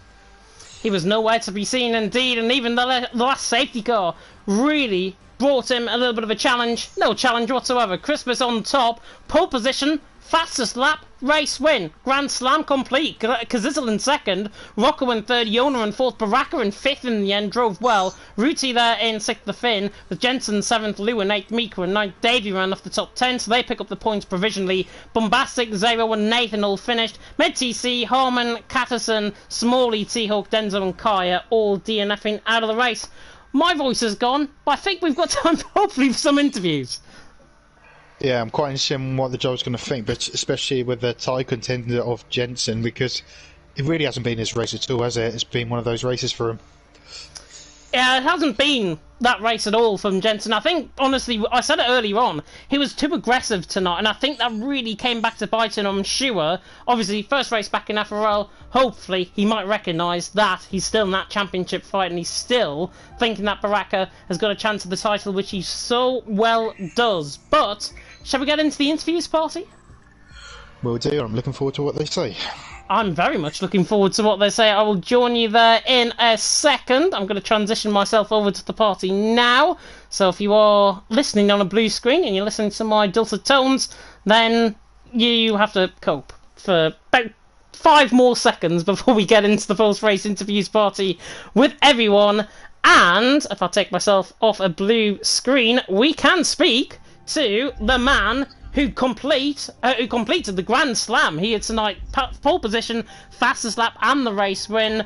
QVR Christmas. I'm really not gonna like saying that in terms of the name, but first win as part of the QVR team. First win of 2022. How do you feel? Man, to be honest, you can call me Macho if you want to, but yeah, I was just driving for Mads. You know what it is? We were very good friends. All of us were very good friends, obviously, with Mads. And yeah, the only thing I thought tonight was, you know, I need to get this win for him. And like, if it wasn't me, it had to be someone with the Danish flag, because we were the only 4 of us who were running the Danish flag. Was I think Messina, Zero, me, and Jensen. So yeah, I don't know. I had nothing to lose, so I just went full send and didn't really expect the pace. But yeah, I took the W. So yeah, really happy with that. Yeah, really happy, and obviously dedicating that win to Mads. Of course, Mads, an absolute integral part of FRL, forever will be missed by us all. But talk us through that race, because honestly, you must have felt a lot of pressure throughout that race, especially with Rocco right on your rear wing. Yeah, well, I can tell you I've never even experienced so much pressure throughout a race. Just to like have the feeling of, you need to win for someone. I don't know, it was pretty tough race. But yeah, when I finally got out of the DRS zone, I know I sort of had it in the bag because I had the pace. But I had to nurse the tires home because the setup I was running was really, really tricky with tire temps. Like going out of the Sector 1, I kept on being on 109 tire temps. So I think I lost like 2/10 every single time going into that hairpin onto the back straight to Rocco, because the tire temps were just ridiculous. But yeah, it was still the good setup to take the win. Yeah, definitely so, and honestly, I think you probably drove one of the best races of 2022, I think I've so far ever seen. My first commentary, by the way, in 2022, so that's why I'm saying that. But I'll cross you over to Michael. Any questions? Not really, actually, because it's just pretty much a dominant race from your perspective, from start to finish, and plus fastest lap, so you must be really, really proud of your race and your result, and particularly for Mads as well. So it's just pretty much a perfect race from you, really. Probably your best race so far of the season. So is there any race that comes close to that, or was that just one of the best? I don't know. I know when I got to Zen Ford, like I thought, you know what, the no assist isn't gonna work for me. I might just go back to maybe SN line, because why not? Like, I don't enjoy driving in the midfield. And yeah, after I switched, I've obviously shown really good pace. I think not even joking, I could have won them all if I didn't fuck up myself. Oh, sorry, I can't say that, but yeah, I think I have phenomenal pace from this point on, so I might just go for the win in every single track from now on. Well, hopefully you help your teammate most of all, because obviously he's got a championship to win. But if not, then hopefully you will succeed in that as well. And obviously the next race, which is... What is the next race? Mexico. Mexico.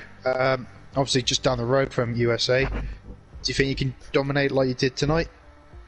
Not necessarily dominate, because I know a lot of other guys are really rapid around there as well. But yeah, fighting for the win should be possible. Well, hopefully you can do that, and congratulations on your win, and a fantastic tribute to Mads as well with the Danish flag. Congratulations. Yeah, thanks guys, and thanks for the comments as well. No worries. Very welcome indeed, and hopefully Christmas has not come early. Sorry, I had to get that one in again. We'll now move on to the man who finished in PT. Macho's probably now just shaking his head thinking, James... I'm shaking my head just like that. It's twice I've done that tonight. There might be a third time coming. But what we can speak to now, though, is Kazizel, finishing, of course, in second position in the Williams, carrying on from very good form, of course, from the 24-hour event before the end of 2021. You seem to have the pace tonight, but you just got caught up in a bit of a wash with both Red Bulls. Still, second place for you. You must be happy. Yeah, 100%. Going into this, I was quite unprepared, and I didn't know what to expect as a result. And then quali didn't start well with, I think I invalidated, and then I got a good lap in, and then I got blocked in my last run. Then I was fourth. I think someone got a 5th place. The race actually went pretty well, I guess, but I did struggle a lot with overheating. You know, my fronts are at like 108 degrees at some point. Most of the race was me praying that my tyres cool down at some point, so it was a bit scary. Yeah, and obviously you got your tyres cooled down in the end, but you were still around the Red Bulls, especially in that second half of the race. What did you feel when that safety car came out? I was actually quite happy because I didn't think I was going to make it to the end on the tyres I had. So when it came out, I was like, I have no pens. This could, at the time, I didn't know if Macho had a pen or not. So I was like, this could allow me to get P2 or even fight for the win. So I didn't think it really affected me. I think either way I would have got P2. But yeah, I feel like it just secured it I guess in a strange way. Yeah, definitely so. And I mean, you haven't done many races this season. I think this is your 4th actual finish that you've had out of 8 races or 9 races or something that you've actually had here. But your form has been quite good. You've had 2 wins and 2 second places now.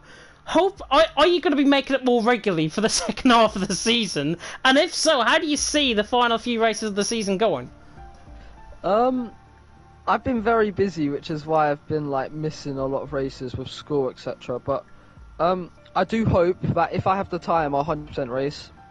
And I think Mexico's next week, and I love the track personally. So like, if I can race, I'll definitely get on, because it's just a track I've always been, I guess, enjoyed, which made me decently good at it. So definitely, if I can race, I'll definitely come and join.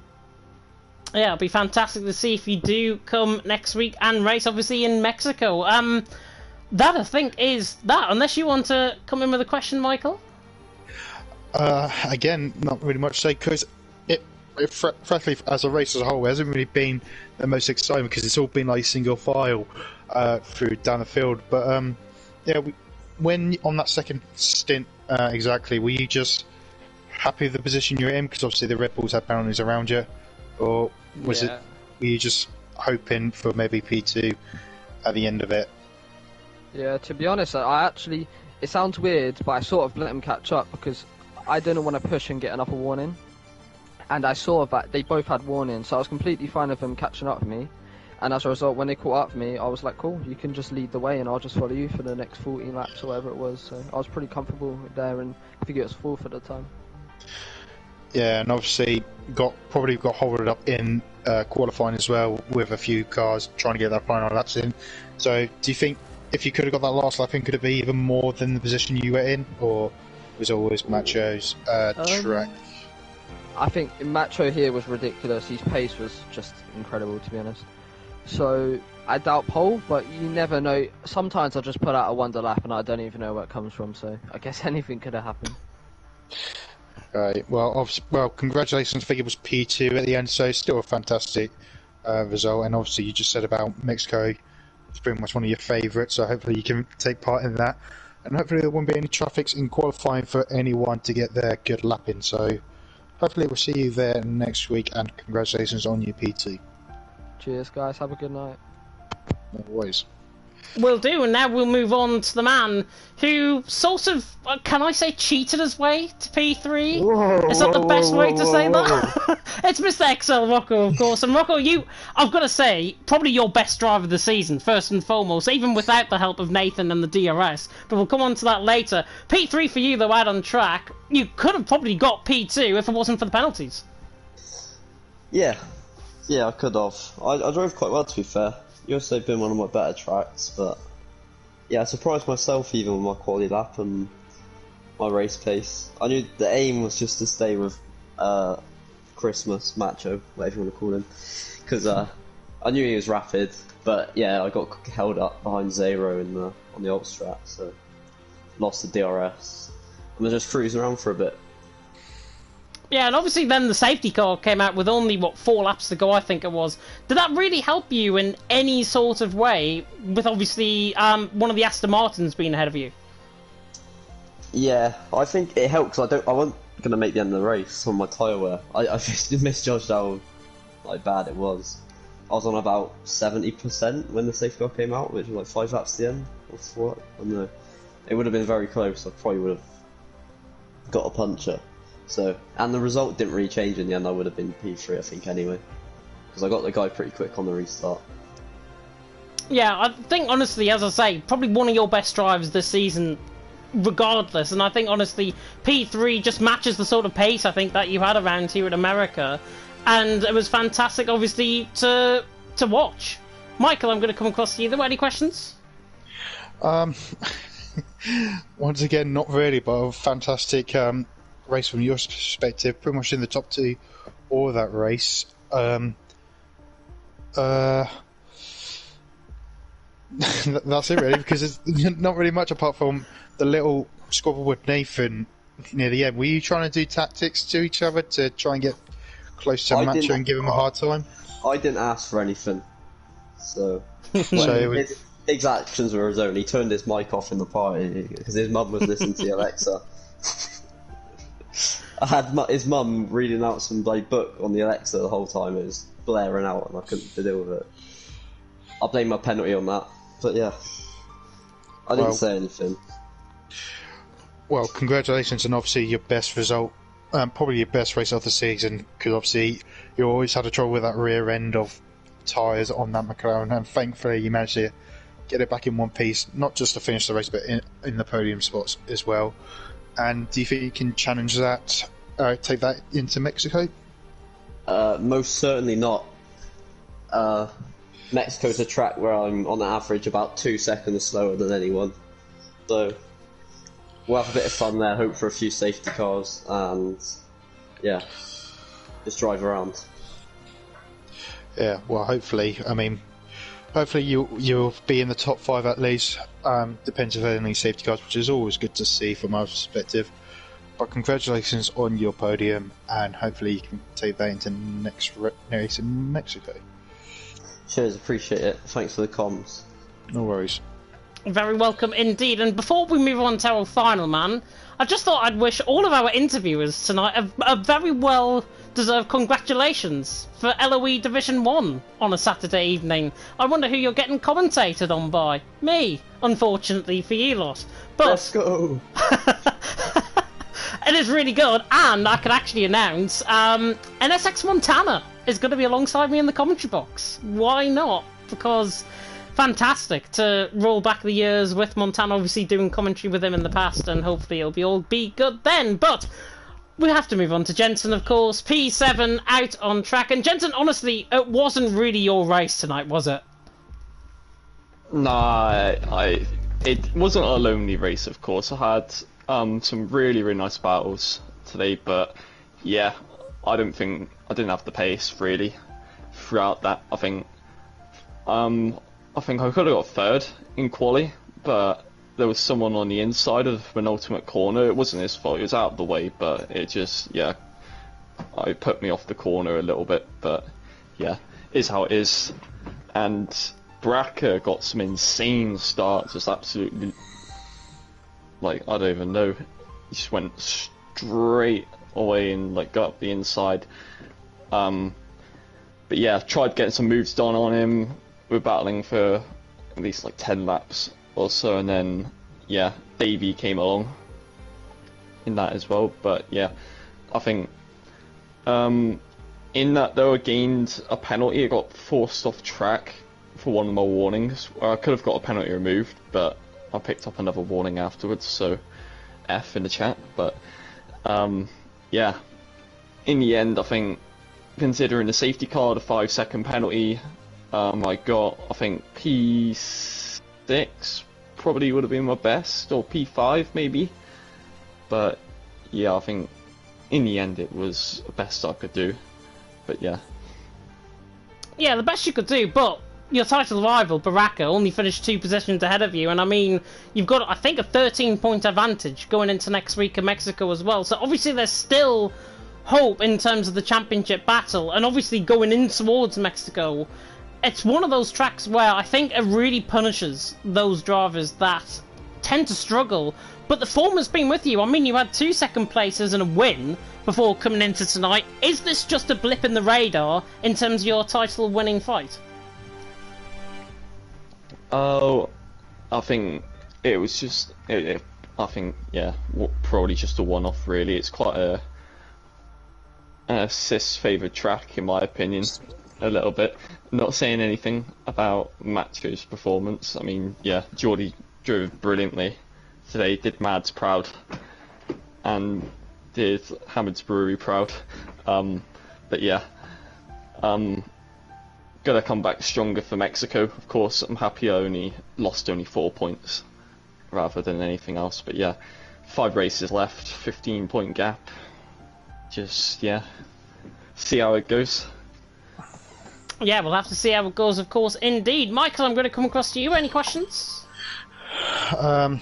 It's not really been a good interviews for me because it's just basic, but yeah, commiserations on your place P7, I think it was. I think from our point of view, it was like quite intense and quite exciting because I think it was pretty much the first time this season that we actually saw you and Baraka got face to face on track, and getting your elbows out the pair of you just shows shows that you're both wanting this title quite badly. But yeah, commiserations that you finished behind on penalties. But are you quite relieved more that he was only just 2 places ahead of you, or is it still quite a disappointment? For where I was just hoping that for where I was, he would score, like he would be as lower down as possible as well. I saw he had no penalties, and I knew he'd probably jump up to 5th in the end with penalties from at the end of the race if there was no safety car, and I would have been down in probably 9th with my 5 seconds as well. So yeah, it was just hoping really. I think in the end the safety car did me well and saved me 4 points. But yeah. Yeah, well, from your point of view, you haven't lost too much points, and I don't know if you're still leading the championship. I know it's really, really close between you two now, so it's pretty much all to play for between you two. And do you think it's going to be similar to Mexico, a bit argy-bargy, or do you think it'll be more settled? It was a mix of the two, really. It was like, yeah, fairly decent, but yeah, there's sometimes where it got a bit too much, where I got forced off track twice. I think we almost spun him when I was on the outside and he closed the door. But I mean, yeah, in Mexico, hoping if we do battle again, it'll be as alright as it was tonight. Maybe a little bit less argy-bargy, but we'll see. Yeah, well, hopefully you'll all be on facing the right way, like you did tonight, but with less penalties. But yeah, commiserations on your finishing position, which I think is one of the ones to forget. But hopefully you'll fight for the win next time out in Monaco, and probably win the constructors as well with Alfa Romeo. But we have to wait and see by that. I thought Jensen was going to say something else. I thought I missed a pun there. I don't know what happened. A very awkward silence, I think is what happened there. But of course, good end your evening, Jensen, and that marks, of course, the end of tonight's stream here in FRL F1. Of course, we raced for Mads tonight, and we will race for Mads for the rest of the season as well. And I'm sure everyone here in FRL, from myself, from Michael, from all of our drivers here, from everyone really who had such a great following and such a great time with Mads around, will miss just that Danish echo in the background. And for me, as I said in my little tribute that I did just before the minute silence, he was, quite frankly, one of the originals of FRL. Many of you might know this, but he was one of the founding fathers, I've got to be honest, alongside Ball Boy, alongside myself, alongside a few others as well, who got really involved, Stephen and T-Hawk, who got really involved in the background and the overall running of FRL in the back. And no matter how many disagreements me and Mads might have had, it was all in the love of Formula One, albeit on the same racing world. But, of course, our hearts and thoughts and sincere condolences go to his family, his friends, and to everyone at the NSX team at what I'm sure was a really, really sad and just overall trying to find really words to try and put into perspective. But everyone is affected by it, and if you are, of course, my DMs are always open. We are a very, very tight-knit community here, the league racing community and the FRL community, and I'm sure we will all pull together, and I'm sure we will remember Mads in the way that we would have wanted. But I think with that, and with those sentiments, I think it's time to end the stream off here. And I really hope you enjoyed it. If you did, of course, like, comment, subscribe, tick that notification bell, of course, if you are new. We'll be back next week, 7 PM UK time, same time for F3 and for F4 on Monday at 7 PM, and, of course, for Tuesday night racing, F1 and F2 next week in Mexico, 7 PM UK time on Tuesday as well. Michael, though, before we begin, we've got to do one more formality. Driver of the day. I think gave it to Davis, for my opinion, because I think he's done a fantastic job as a reserve driver, and he pulled off some brilliant moves to get where he was. So I'll give it to Davey. Yeah, I have to agree. I think Davey showed the pace. If he's back in Mexico next week, I wouldn't be surprised if he's top 5, because it was a real great performance from Davey. Rudy Hullett as well, the other Aston Martin, I think drove a fantastic race, and of course Crispus gets our overall kind of shout out, I've got to be honest, of course, dedicating this win to Mads, and that is what we will end on here. So thank you so much for watching here, FRL F1. We really hope you enjoyed it, and I hope you all enjoyed it as well at home. But for myself, from Michael, from everyone here, thank you so much for watching, and until next time, goodbye.